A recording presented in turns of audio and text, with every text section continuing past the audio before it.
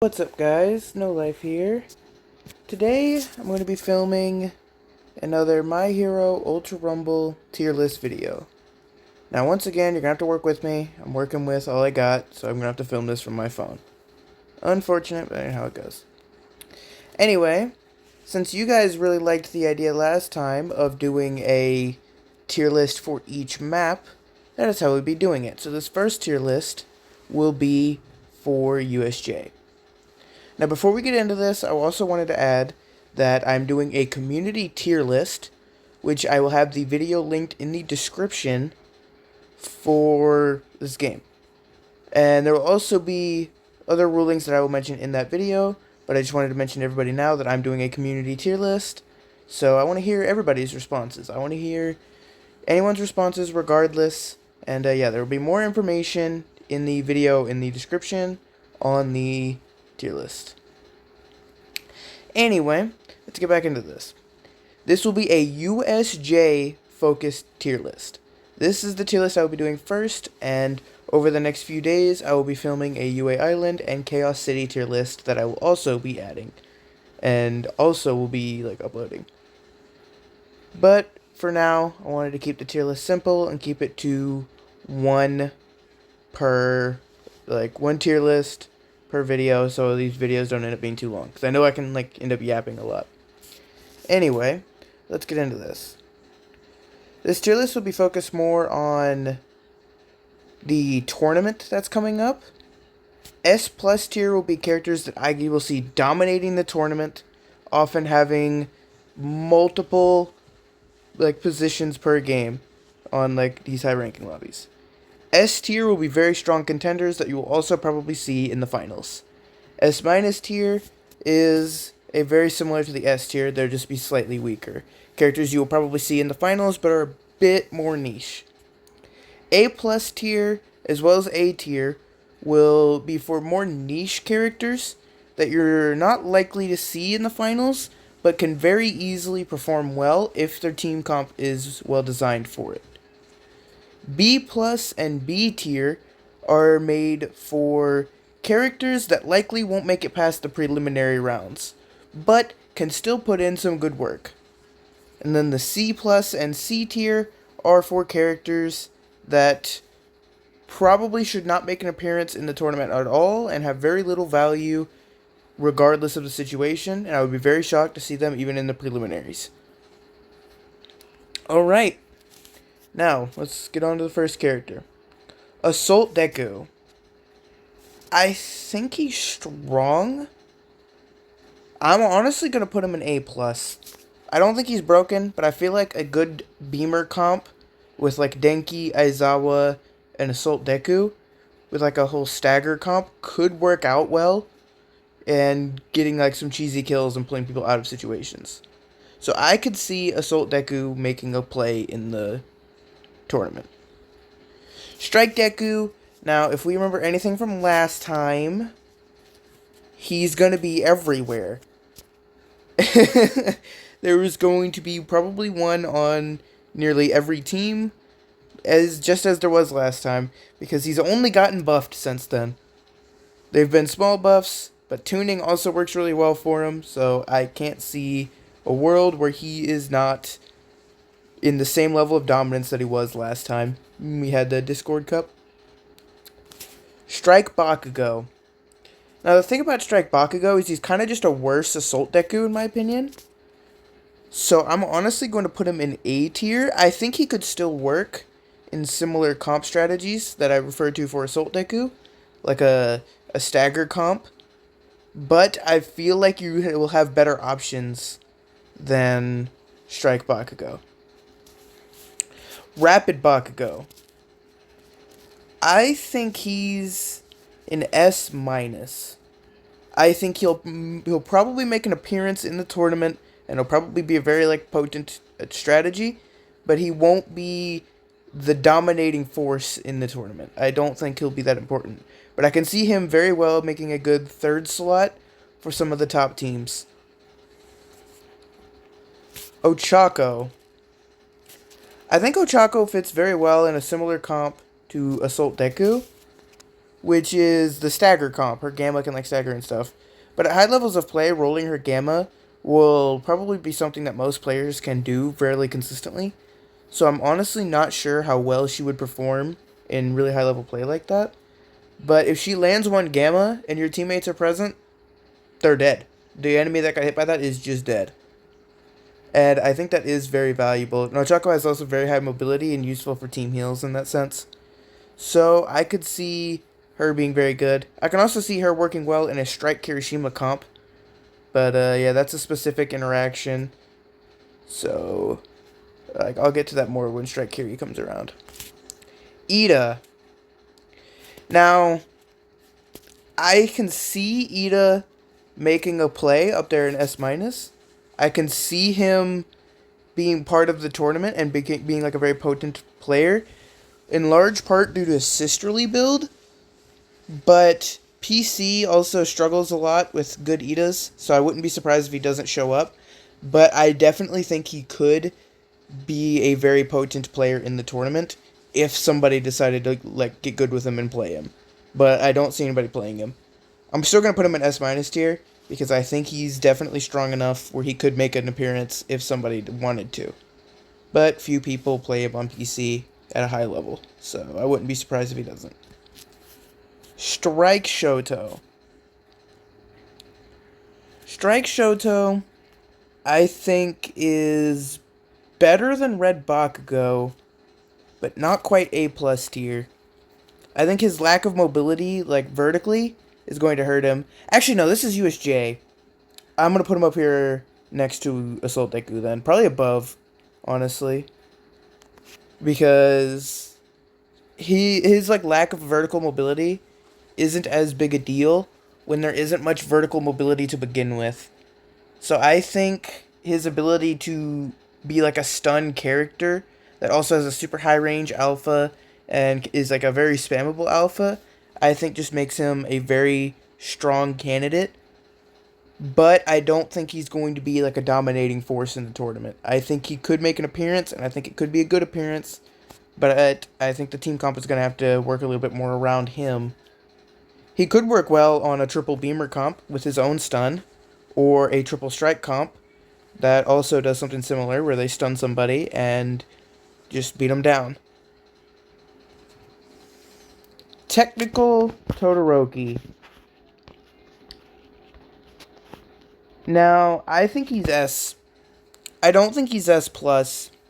I think he's S because he has no mobility, and USJ also is very bad for him compared to the other two maps, with how it's easy to get around his like walls and stuff because there's just so much open area. He can't really hide in a corner and play defensive like how we can on the other maps. Like I'm sure some of y'all probably remember from the Discord Cup that a technical Todoroki ended up actually winning, but I don't think he made a single appearance on USJ, and I think there's a good reasoning for that. I definitely still think he's going to be very strong on USJ regardless, but I don't feel like he's going to be as dominating on that map. Honestly, he might even drop down to S minus. He's very strong, don't get me wrong, he's a very strong character, but I don't think USJ is his prime playing field, so I'm going to leave him at the top of S minus for now. Froppy. Now, I'm going to honestly put her in probably just above Ochako, because I feel like she could be very good and very like well fit in an aggressive comp, like an aggressive comp that doesn't really want to like really do like much for team plays, like any team combos, and instead just want to like beat the opponent down with raw stats, which is usually like what Strike Deku does. And if Strike Deku is going to be everywhere, then it's like going to make sense to build like your comps that way. And I think Froppy could be a good fit in those comps. She's the highest mobility instant revive character in the game, and it's by quite a margin. The other two instant revive characters are Cementos and Abara, who both have little to no mobility, depending on how you would determine mobility. but I think she could be very strong. I think for like a W key comp, having the Froppy to rely on and get in there, revive you with your full shield, and then continue the fight could be very good.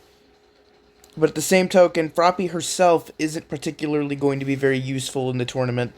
Most people in the tournament probably know how to roll her very well and probably can fight a Froppy.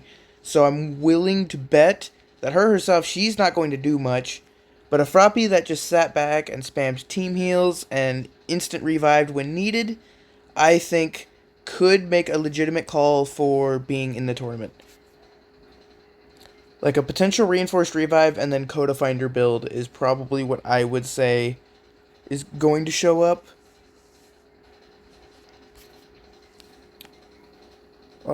Actually, no. It would probably be Reinforced Revive and Sisterly, because Sisterly's broken. Anyway, Assault Kirishima. I mean, I think there's an argument for him being the worst on this map in the game. Because he has very little range. He has very little cover to play around, so he can't really get close reliably without eating a lot of damage. Strike Dekus and stuff are going to be hitting him out of his hardening. Yeah, I can't see Assault Kiri making any appearance in the tournament whatsoever by serious players, especially on USJ.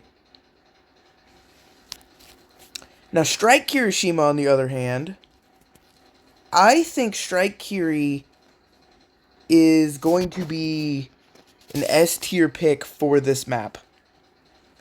Because his Gamma can sort of function like a budget full bullet alpha. On health against aerial targets, it does true combo into itself for lots of damage. And he also has a flight tech that gives him movement that's kind of like on par with that of Hawks in a way. And he also has his beta, which is a basically indestructible shield that can be used for defensive plays. Like, he has it all. And I feel like this map also ends up working pretty well for him because of, like, just the more open area. It works really well for his Gamma and for his flight. And then he also has his beta to shield teammates or keep himself alive while teammates, like, team heal or, some kind of situation like that. And he's not, like, shafted by low mobility from having all of this, like how Texhoto is. So I personally think Strike Kiri, it has a very strong pick rate potential for this map. Alright. Momo Yayorozu. Personally, B. I can see her showing up on this map, but I don't see any USJ Momos making it past the preliminaries because she's like not very good on that map. But I don't think she's bad enough where I would be shocked if I saw her in the preliminaries. I think she could be good, and we saw last tournament that she ended up actually winning, but same thing with Texhoto, Momo was not played on USJ. They instead played other characters. And I think the same thing is going to happen this time. If Momo makes an appearance, it's not going to be on USJ. But I definitely don't think she's the worst option to pick here.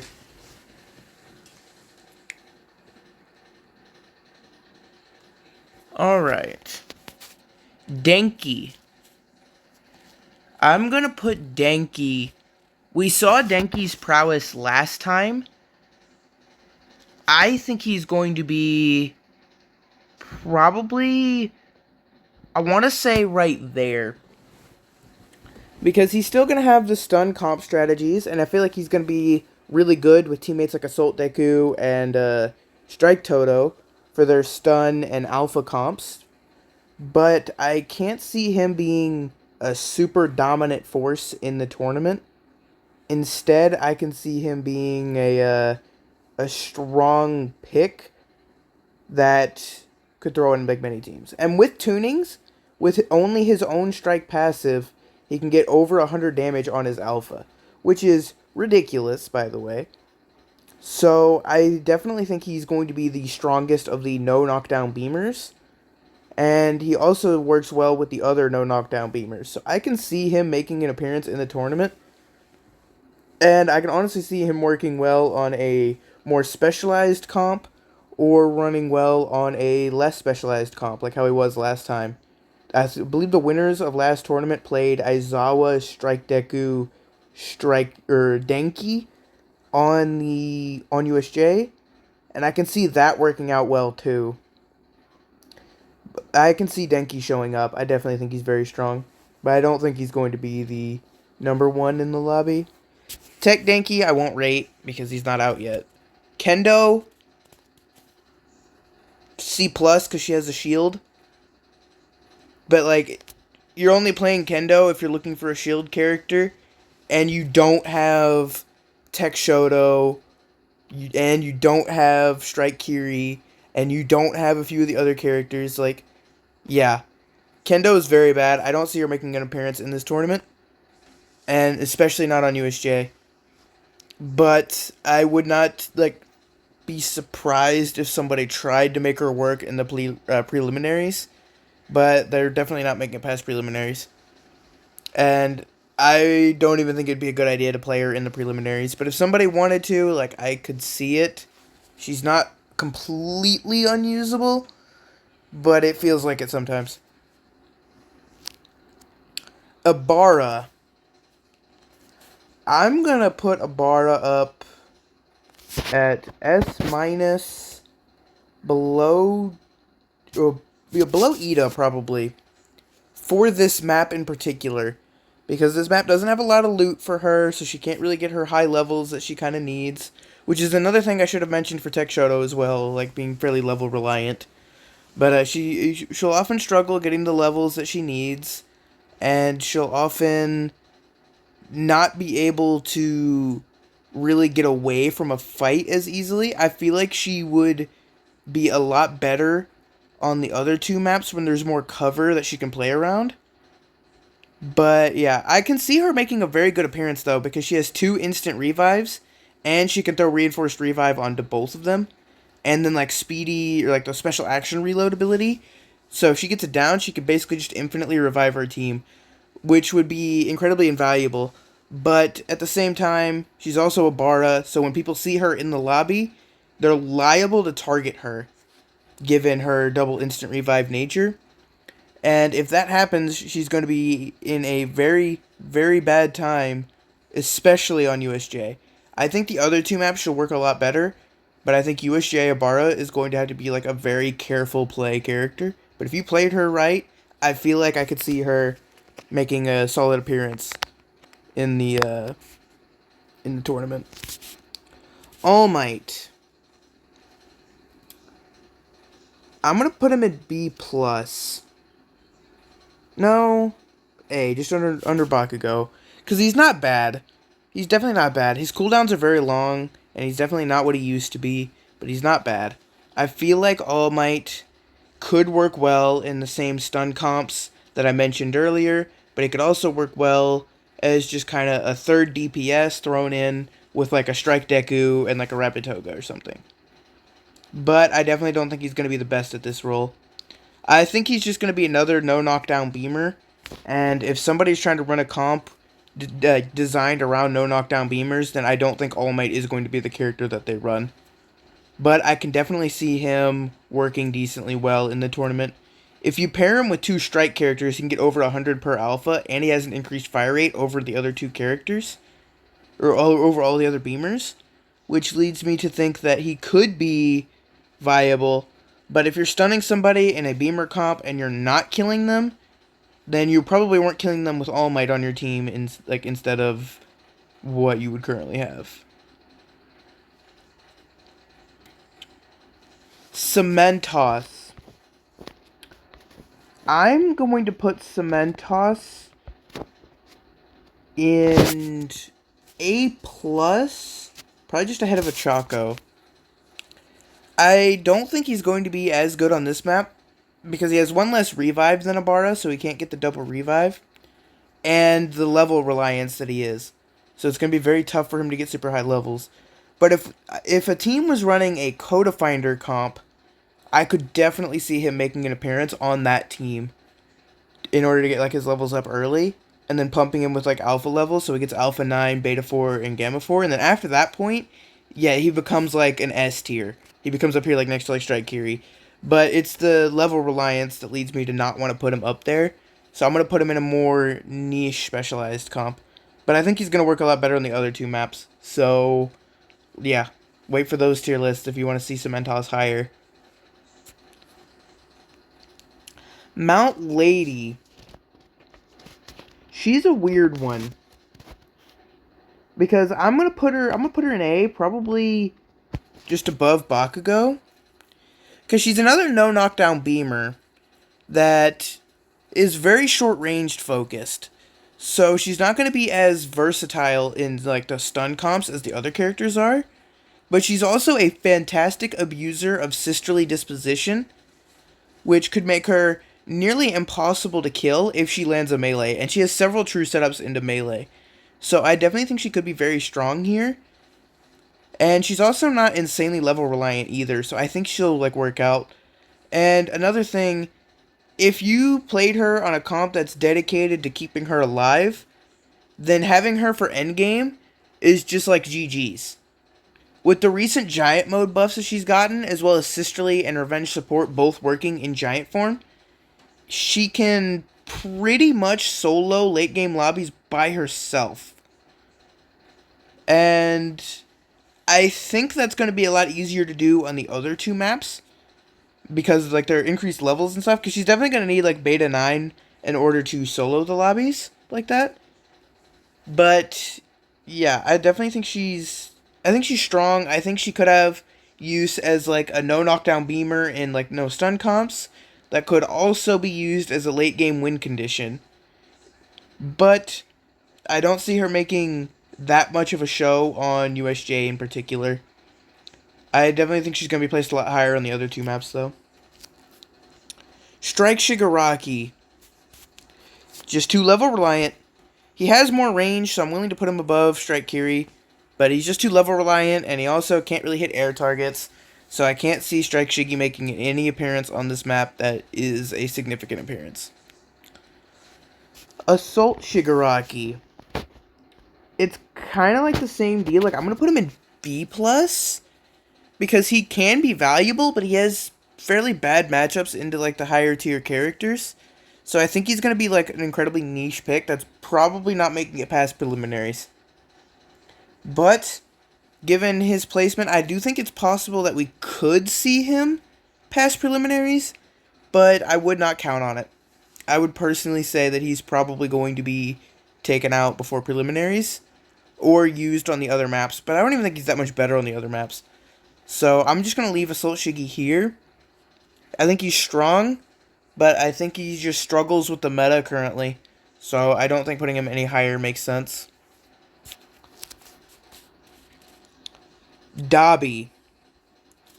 Now, some people might want to call me crazy on this, but I actually think he's a step above Kiri and Red Shiggy. And a lot of this is because he's a little less level reliant than those two are. And he has a projectile. It's a very bad projectile, but he does have a projectile. And his gamma can be used to block like attacks, which can work out decently well in team plays. But this map is very bad for that. So he's likely not going to get much use from that. But I do think that Dabi is a step above Strike Shiggy and Kirishima on this map, if in the competitive scene. I definitely think he's a little bit better than those, but I don't think he's making it even into the tournament regardless. Strike Dabi. Strike Dabi, I think he's a fairly strong pick. I think I'm going to put him in S, but definitely below Kiri. Because on this map in particular, his ability to just pick one person and then kind of just delete them could be very potent. And he could also like set up very well with like team plays with like no knockdown beamers and stuff. And just like beaming. But at the same token, with Strike Deku's everywhere, he's going to be getting knocked out of his betas very often. So he's going to have to play very careful. So I don't think he's going to be the most dominant force. But I can see Strike Dabi being in the USJ comp of the winning team. I think he could be up there. And his alpha isn't even that bad either, by the way. His alpha for crowd control on that map could work out very well to his advantage. Technical Toga. I'm going to put her in B, but that's barely there. I think the only reason people would be playing Tech Toga is if they didn't have Rapid and they wanted the ability to steal the ability to play like Strike Deku or like steal an Insta-Res character. If you're playing Technical Toga in the tournament, your main goal is likely getting your Gamma up to 7 or 9 and then just kind of stealing the quirk of a character that's much stronger than you and then playing that character so that your team can kind of have like 2 Strike Dekus on it. That's the only real reasoning I see for playing Technical Toga. And even then, you're only doing that if you don't have Rapid. Rapid Toga. I think she's the other S+. I think on this map, she could be very strong in a high-ranking comp with her ability to not only become like Strike Deku or become like one of the other characters if they need to deal like more damage, but her innate damage herself is also just very strong.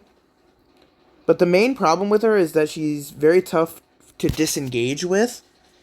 So a lot of the times she could run into issues that could end up getting her killed. And I feel like this is also a big part of why Strike Kiri could be good, as Strike Kiri kind of hard counters Rapid Toga. So Strike Kiri being up there at this very high as like a Rapid Toga kind of check, I could also see that, and that's part of why Strike Kiri's not an S-. Yeah, I think Rapid Toga's strong. I think her utility is going to be very potent in this tournament, and I think she's going to be another one of those that's liable to steal all of the placements that Hawks had in the last event, and end up being a very potent attacker that's likely paired with Strike Deku for a more aggressive team strategy. Mr. Compress. I'm going to be honest, B+. I think he's strong. I think you can get him up to leveled, and he will do his job, and he will end up being very good. But the main problem with him is that USJ has bad levels, so he's going to likely end up getting screwed over. And he is just not like that great. Like he's just, even when he gets up there at max level, he's still not going to be competing with like the top tiers and stuff. And he could work in a no knockdown beamer comp, but I feel like he'd be much better off picking a simpler option that's more consistent, like Denki, Assault Deku, or Strike Toto. Aizawa. Specifically for this map, I'm going to put him at the top of A+. I think he's going to be a bit more specialized. But actually, no. He's glitched right now. And if they don't fix that glitch before the tournament starts, then he's S-. I could definitely see him being like the foundation of a dedicated team comp strategy. Like him with Embrittlement and Sisterly, I'm not sure if there's a build that lets him get both, but he can at least get Sisterly, I know. That could make him very tough to kill, and he could also have like special action to kind of just allow his team to disengage from a fight. He's got really high mobility, so it's going to be very tough for people to catch up to him a lot of the time, unless you're rapid. And he's got the ability to stun an opponent in place for long enough, which could also work really well in no knockdown beamer comps. But even in like knockdown beamer comps, he could still work well because he does have certain specific combos that he can do with like the top tiers. Like instead of him doing the alpha, gamma, alpha finisher, he could just do alpha into gamma, and then like Rapid Toga finishes with a gamma of her own, or Strike Deku does like his own gamma. Those are probably not going to show up in the tournament, but he does have those as options should somebody want to go that route. I think Aizawa is going to be strong, and I don't think he's really going to be niche, but I think he's going to be like the foundation of certain strategies, but I don't think he's going to be the particularly like most dominant force in the tournament. Endeavor, honestly, like B, because I don't think he's unplayable. I'm gonna put him above Tektoga. I'm gonna put him above Momo too for this map. I don't think he's unplayable in this map because his beta has super high range and his alpha is, of course, like a no knockdown beam remove. But at the same time, his mobility is bad. His damage, like compared to the top tiers, is just bad. He doesn't really have anything going for him that makes me think he's gonna make it past preliminaries. But I don't think he's the worst character here. I think he could still show up in the preliminaries and do decently, I guess. Twice. Twice is a weird one. I was a little shocked that he didn't make an appearance in the last tournament, but I guess it makes sense. I'm personally going to put him right there. Because his alpha is very strong. It could work well in stagger comps. He could also clone and then do like clone alphas to get very high burst damage on people. If you have really good aim with this character, then I could definitely see him being very strong and being a very viable pick in no knockdown beamer like comps. Especially since he can kind of do his own staggers with his gamma and just kind of do crazy combos with that. But he also is a very easy target to shoot most of the time, so he's liable to end up just not making it very far if he does try to show up. And he's going to have to be more specialized.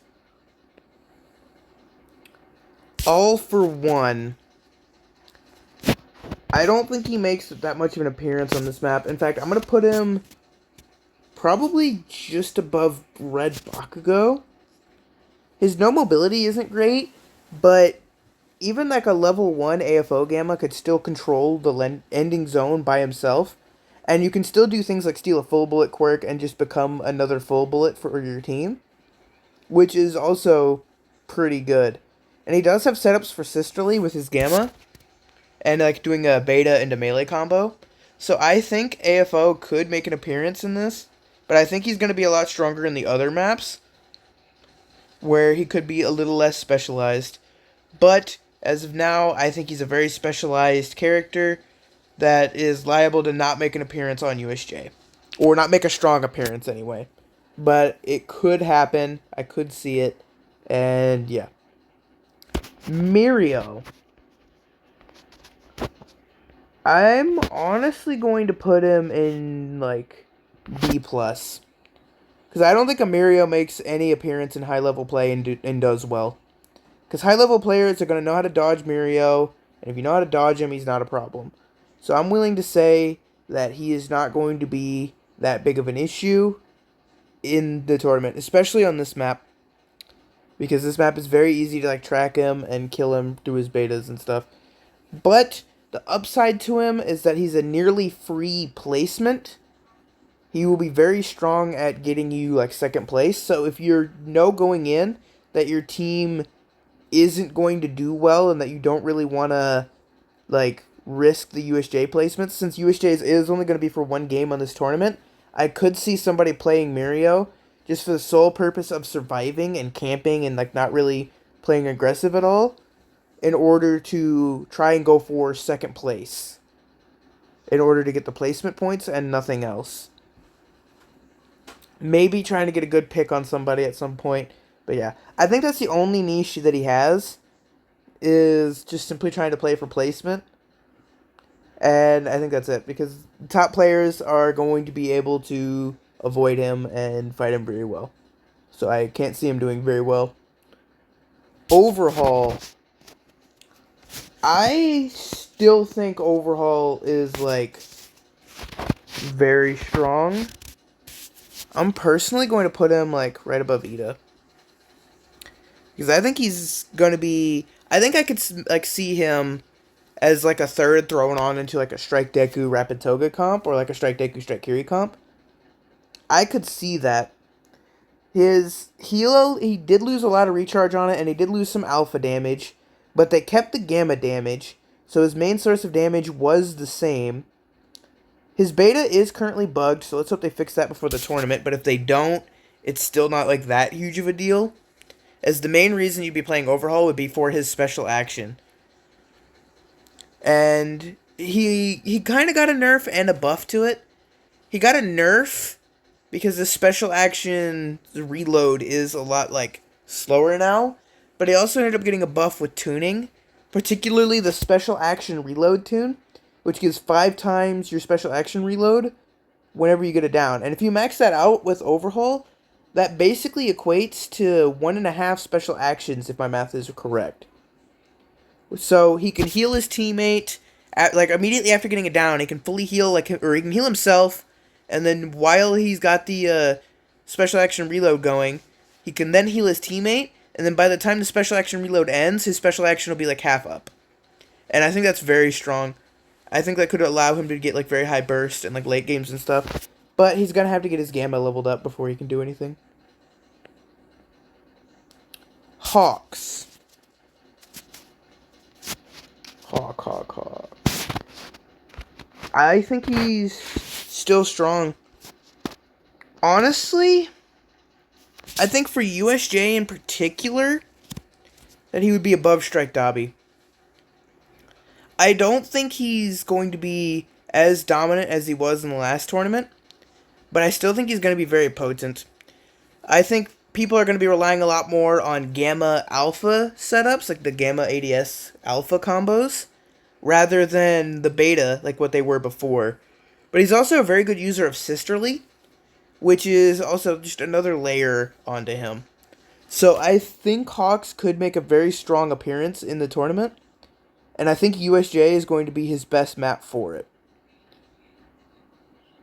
Yeah, I mean, that's all I have to say on Hawks. I think he's a strong pick. Could work well as Dakota Finder on the team as well.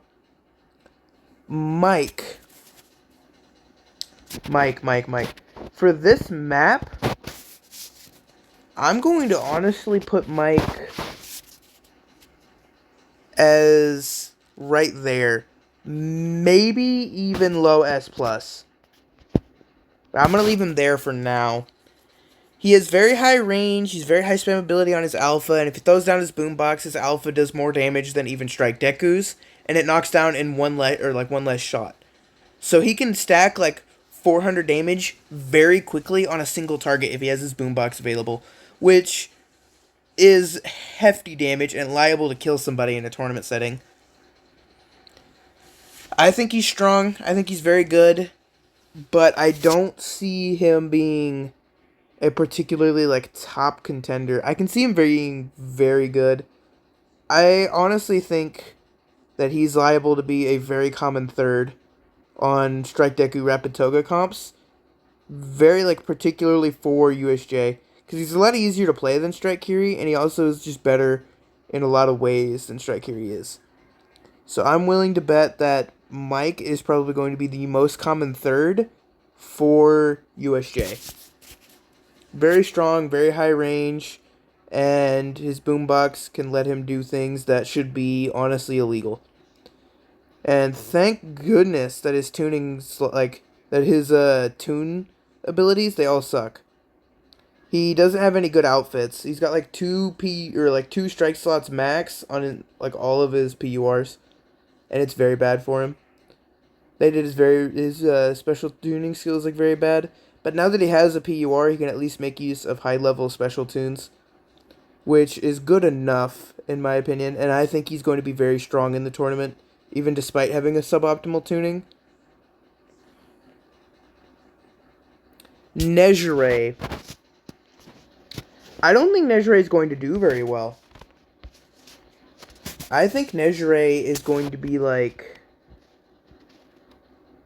honestly, like, right here. This could be a crazy take, but the main reason that I say this is that these tournament players are liable to have very strong aim and very good positioning, and Nejire doesn't really like either of those. Nejire is really good at defeating like average to bad players, but really good players are going to make Nejire feel really bad. And especially with this map being more like open-ended, that works to her advantage against certain characters, but it works to her disadvantage against others. And I don't see her doing particularly well in the tournament, especially since she also has a bad matchup into Full Bullet, which is going to suck a lot for her. Yeah, I don't think she's going to be that strong in this tournament. I actually think she's going to be fairly balanced. I also don't think she has any really good fits that work for Sisterly either. So while most of these characters are liable to throw Sisterly on their outfit, I don't think Nejire is going to be able to have that luxury of being able to do that. And finally, for the last one, Kurogiri. Now, for this map in particular, I'm going to put him in the top of B+. Because I think he could be good, but I don't think he's going to make it past preliminaries because the nature of his character, I don't feel is going to work very well on a USJ tournament setting. And because of this, I'm willing to put him very low on the list. I don't think he's going to perform particularly well. Alright, and that's it for the tournament video. I decided I wanted to try to make this one a little bit faster, so I didn't really spend as much time talking on each character. And yeah, I mean, I really hope you guys appreciated the video. I will be having videos on probably USJ, or not USJ, UA Island next, and then Chaos City. And I'm doing this under the pretense of the official tournament. For those of you who haven't heard, the devs have decided to host another My Hero tournament, this time for YouTube. And yeah, I think the tournament setting is very different than like a pub setting. So some of these positions would be very different in a pub setting. Like a lot of the no knockdown beamers would probably go up, or probably actually, they probably wouldn't change much. But some of these characters like Cementos, Ida, Froppy, and like a few others would probably end up changing or going up a good bit if we were talking like a more ranked setting instead of the like tournament setting. But this is simply my thoughts on what the tournaments is going to look like, and it's not far off from what I would say a regular tier list, like a more ranked tier list would be. So yeah, for those of you wondering, I would probably make a few minor changes to the ranked tier list, but this is also pretty close to where I would put any of those characters on any like tier list. Yeah. Alright, well, I appreciate you for viewing. I'll do one final look over the rest of the tier list so that you can pause at any point and see where like the characters you might be interested in ended up. And yeah. That's it for the tier list, everybody. I appreciate you for watching, and be prepared for the community tier list, which I'll have uploaded probably before this video even comes out. So, yeah. Thank you for watching.